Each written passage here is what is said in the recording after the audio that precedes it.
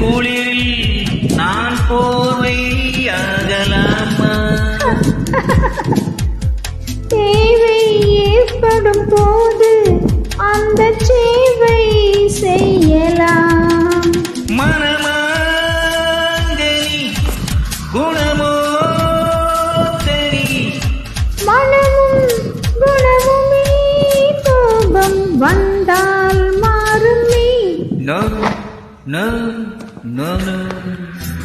தேவி திருமுகம் தரிசனம் தந்தது, தேவனின் அறிமுகம் உறவினை தந்தது. தேவியின் திருமுகம் தரிசனம் தந்தது.